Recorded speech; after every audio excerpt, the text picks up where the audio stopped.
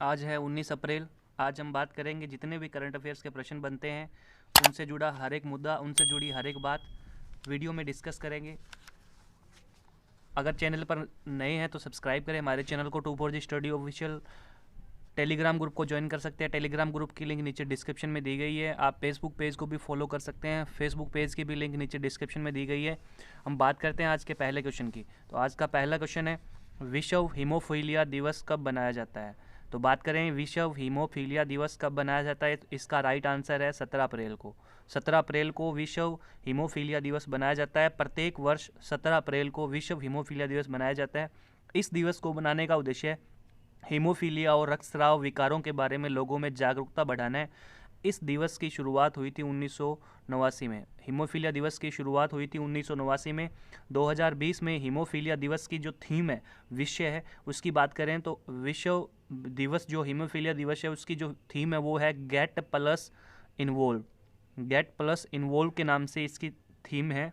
विश्व हीमोफीलिया दिवस फ्रैंक शनाबल के जन्मदिन पर बनाया जाता है।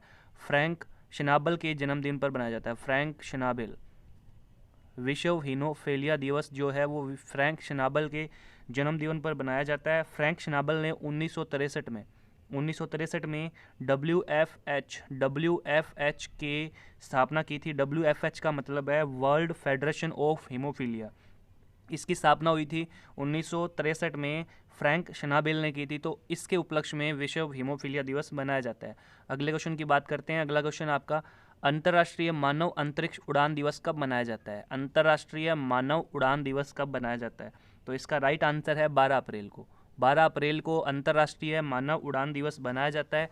प्रत्येक वर्ष 12 अप्रैल को पूरे विश्व में अंतर्राष्ट्रीय मानव अंतरिक्ष उड़ान दिवस मनाया जाता है। यह दिवस अंतर्राष्ट्रीय स्तर पर मानवता के लिए अंतरिक्ष युग शुरुआत करने के उपलक्ष्य में मनाया जाता है। संयुक्त राष्ट्र महासभा ने 2011 में इस दिवस को मनाने की घोषणा की थी। अंतर्राष्ट्रीय मानव अंतरिक्ष उड़ान दिवस की बात करें तो 11 अप्रैल को ये मनाया जाता है। बात करते हैं अगले क्वेश्चन की। तो अगला क्वेश्चन है अपना, 2022 में चीन के हांगजो शहर में आयोजित होने वाले 19वें एशियाई खेलों का शुभंकर क्या है? तो 2022 में चीन के हांगजो शहर में जो 19वें एशियाई खेल आयोजित होने वाले हैं उनका शुभंकर आपको बताना है। तो उसका शुभंकर है स्मार्ट टिप्लेट्स। स्मार्ट टिप्लेट्स के नाम से इसका शुभंकर रखा गया है। एशियाई खेल है। बात करें एशियाई खेलों की तो 19वें एशियाई खेल ये मनाए जाएंगे, खेले जाएंगे हांगजो शहर में, चीन के झेजियांग प्रांत में। बात करते हैं अगले क्वेश्चन की। तो अगला क्वेश्चन है आपका, हाल ही में भारत सरकार के विज्ञान और प्रौद्योगिकी विभाग DST ने कवच की स्थापना की मंजूरी दी है। कवच यानी CAWACH के नाम से ये कवच है, इसकी स्थापना की मंजूरी दी है। तो इसका पूरा नाम क्या है ये आपको बताना है। तो इसका पूरा नाम है centre for augmenting war the कोविड-19 हेल्थ क्राइसिस। कवच का पूरा नाम है C से सेंटर, फॉर A से एगमेंटिंग, W से वार, विद कोविड-19 हेल्थ क्राइसिस। ये कवच का पूरा नाम है। बात करते हैं अगले क्वेश्चन की। तो अगला क्वेश्चन है, टोनी लुइस जिनका हाल ही में निधन हो गया किस खेल से संबंधित थे? आपको बताना है टोनी लुइस किस खेल से संबंधित थे। तो ये थे क्रिकेट से संबंधित। टोनी लुइस का संबंध जो है वो क्रिकेट से था। कौन थे टोनी लुइस? क्रिकेट के डकवर्थ लुइस पद्धति के सूत्रधार। टोनी लुइस का 78 वर्ष की आयु में निधन हो गया। टोनी लुइस ने अपने गणितज्ञ साथी फ्रैंक डकवर्थ के साथ मिलकर, टोनी और डकवर्थ, टोनी प्लस डकवर्थ ने दोनों ने मिलकर एक नियम प्रतिपादन किया था 1997 में, जिसको बोला गया डकवर्थ लुइस पद्धति। डकवर्थ लुइस पद्धति का प्रतिपादन किया 1997 में फ्रैंक डकवर्थ और टोनी लुइस ने। तो टोनी लुइस का संबंध है क्रिकेट से। बात करते हैं अगले क्वेश्चन की। हाल ही में किस देश में लॉकडाउन 11 मई तक बढ़ा दिया गया है? इसका आंसर आपको बताना है। हाल ही में किस देश में लॉकडाउन 11 मई तक बढ़ा दिया है? तो बात करें फ्रांस की। फ्रांस में 11 मई तक लॉकडाउन बढ़ा दिया गया है। बात करें भारत की तो भारत में ये लॉकडाउन 3 मई तक रहेगा। बात करते हैं अगले क्वेश्चन की। तो हाल ही में कोरोना वायरस महामारी के कारण स्थगित विश्व प्रसिद्ध साइकिल रेस टूर्नामेंट टूर दी फ्रांस का आयोजन किस देश में होना था? तो विश्व प्रसिद्ध साइकिल रेस टूर्नामेंट है टूर दी फ्रांस। ये किस देश में आयोजित हो, जैसे नाम से आपको पता है, मालूम है कि ये टूर डी फ्रांस जो है वो फ्रांस में ही आयोजित होने वाला था। इसको हाल ही में स्थगित कर दिया है कोरोना महामारी के कारण।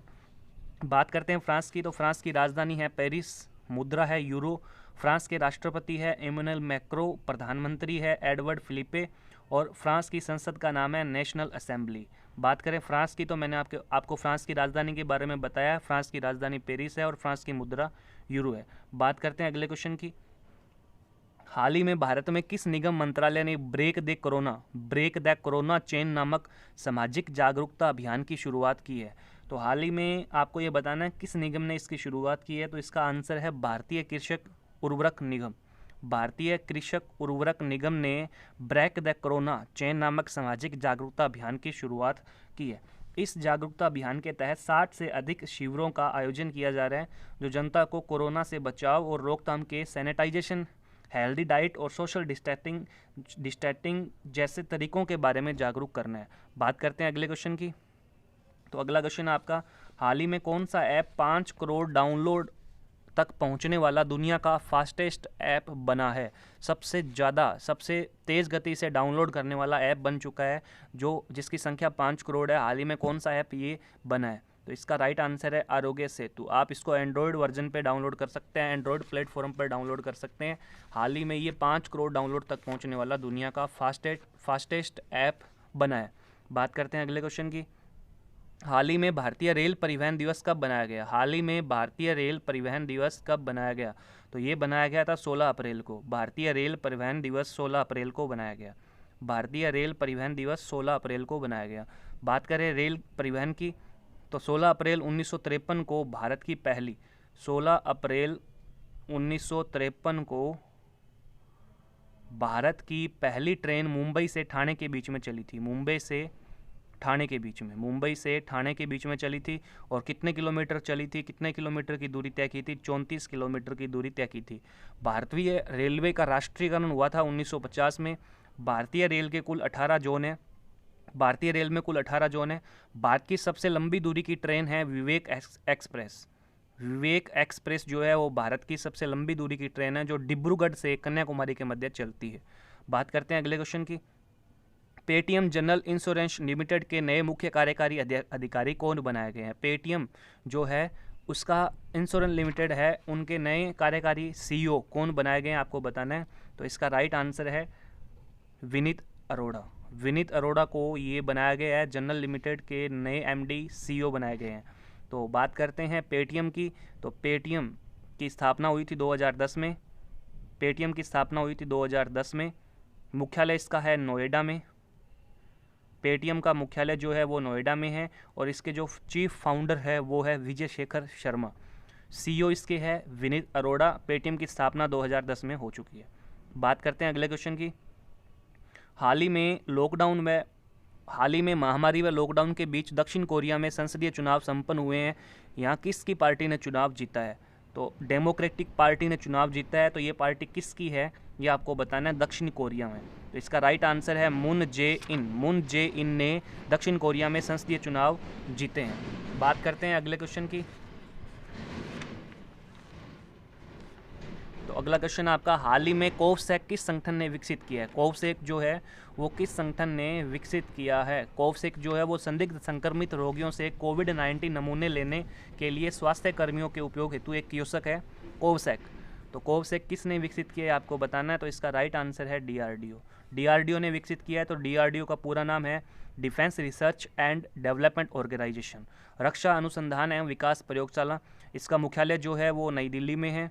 डीआरडीओ का मुख्यालय जो है वो नई दिल्ली में है। इसकी स्थापना हुई थी 1958 में।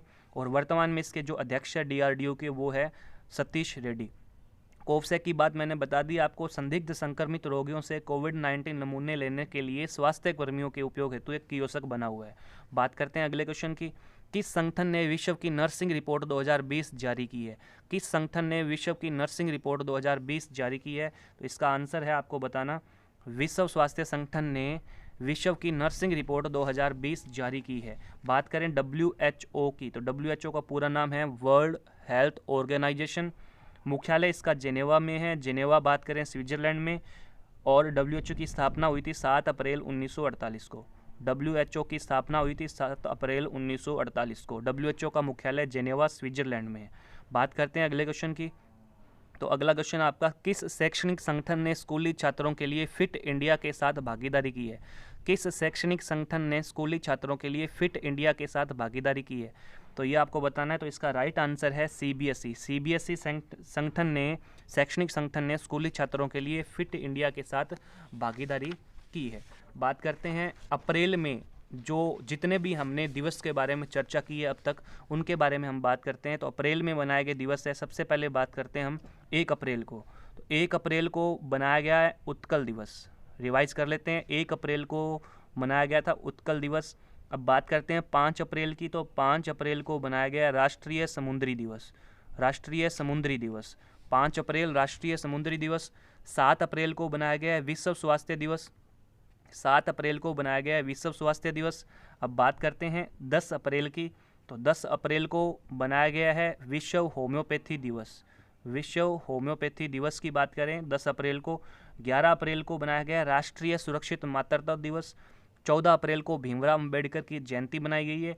15 अप्रैल को विश्व कला दिवस बनाया गया है। 15 अप्रैल को वर्ल्ड आर्ट डे बनाया गया है, विश्व कला दिवस। और 15 अप्रैल को दूसरा दिवस है विश्व हिमाचल दिवस, हिमाचल प्रदेश का दिवस बनाया गया है। 16 अप्रैल को भारतीय रेल परिवहन दिवस। ये अप्रैल में अब तक हमने बात की दिवसों की। 1 अप्रैल उत्कल दिवस, 5 अप्रैल राष्ट्रीय समुद्री दिवस, 7 अप्रैल विश्व स्वास्थ्य दिवस, 10 अप्रैल विश्व होम्योपैथी दिवस, 11 अप्रैल राष्ट्रीय सुरक्षित मातृत्व दिवस, 14 अप्रैल भीमराव अंबेडकर जयंती, 15 अप्रैल को 2 दिवस है विश्व कला दिवस, विश्व हिमाचल दिवस, 16 अप्रैल को भारतीय रेल परिवहन दिवस। तो आप हमारे टेलीग्राम ग्रुप को ज्वाइन कर सकते हैं। PDF फाइल पाने के लिए आप हमारे टेलीग्राम ग्रुप को ज्वाइन करें। इंस्टाग्राम अकाउंट को आप फॉलो कर सकते हैं। इंस्टाग्राम अकाउंट के नीचे लिंक डिस्क्रिप्शन में दी गई है। फेसबुक पेज को भी आप फॉलो कर सकते हैं। फेसबुक पेज की लिंक नीचे डिस्क्रिप्शन में दी गई है। अगर चैनल को सब्सक्राइब नहीं किया आपने अभी तक, तो चैनल को सब्सक्राइब करें। अभी तक अगर चैनल पर नए हैं तो वीडियो को लाइक ज़रूर करें, शेयर करें। ज़्यादा से ज़्यादा जितना शेयर करेंगे उतना ही फ़ायदा होगा। बात करते हैं आज की ताज़ा खबरों के बारे में। सबसे पहले दक्षिण कोरिया की बात करते हैं। दक्षिणी कोरिया ने संसदीय चुनाव में सत्ताधारी डेमोक्रेटिक पार्टी ने जीत हासिल की है। दक्षिणी कोरिया में हाल ही में संपन्न हुए संसदीय चुनाव में सत्ताधारी डेमोक्रेटिक पार्टी ने जीत हासिल की है। इस चुनाव में नेशनल असेंबली में राष्ट्रपति मून जे इन, इनके बारे में हमने बात की पिछली बार में। राष्ट्रपति मून जे इन की डेमोक्रेटिक पार्टी ने 163 सीटों पर जीत दर्ज की है। बात करते हैं दूसरी ताज़ा खबर की। RBI ने रिवर्स रेपो रेट 4% से घटाकर 3.75% कर दी है। 4% से घटाकर रिवर्स रेपो रेट जो है वो 3.75% कर दी है। रेपो रेट में कोई बदलाव नहीं है। वर्तमान में जो दरें उनकी बात करते हैं RBI की, तो वर्तमान में नीति रेपो रेट जो है वो है 4.40%। बात करें रिवर्स रेपो रेट की, जिसको हम बोलते हैं हिंदी में प्रत्यावर्तनीय रेपो दर, जो है 3.75%। बात करें सीमांत स्थायी सुविधा दर की, तो ये है 4.65%। ये इक्वल है बैंक दर के, बैंक रेट के बराबर है 4.65। बात करें बैंक दर की, तो वर्तमान में ये है 4.65। CRR की बात करते हैं, कैश रिजर्व रेशियो की बात करें तो ये 3% है। और SLR की बात करें तो ये 18.25% है। पहले ये 18% थी SLR, वर्तमान में ये 18.25% है। ये आप जो रेट दिखाई दे रही है ये आप रिजर्व बैंक की वेबसाइट पे देख सकते हैं। रेपो रेट की बात करें तो रेपो रेट क्या होता है, वर्तमान में रेपो रेट क्या है, रेपो रेट कितनी है, 4.4% रेपो रेट है। बैंकों को अपने रोज़ के काम के लिए अक्सर बड़ी रकम की ज़रूरत होती है। जो बैंक होते हैं अक्सर यह होता है कि इसकी मियाद 1 दिन से ज़्यादा नहीं हो सकती है, तब बैंक केंद्रीय बैंक से रात भर के लिए कर्ज लेते हैं। इस कर्ज पर रिजर्व बैंक को उन्हें जो ब्याज देना होता है उसे ही रेपो रेट कहते हैं। यानी कि केंद्रीय बैंक जो है रिजर्व बैंक ऑफ इंडिया, उसको जो नीचे वाले अधीन बैंक है वो अपने जिस दर पे ब्याज लेते हैं रात भर के लिए, वो ब्याज दर होती है repo rate. Reverse repo rate क्या होती है कि रिवर्स रेपो रेट जो ऊपर बताए गए रेपो रेट से थोड़ा उल्टा होता है। बैंक के पास दिन भर के कामकाज के बाद एक बड़ी रकम शेष बच जाती है। बैंक वह रकम अपने पास रखने के बजाय रिजर्व बैंक में रख सकते हैं, जिस पर रिजर्व बैंक से भी इनको ब्याज मिलता है। तो रेपो रेट तो है 4.4%, रिवर्स रेपो रेट है 3.75%। जिस दर पे ये ब्याज मिलता है उसे रिवर्स रेपो रेट कहते हैं। हमने बात की रेपो रेट की और रिवर्स रेपो रेट की। तो वर्तमान में रिवर्स रेपो रेट है 3.75% और रेपो रेट है 4.4%।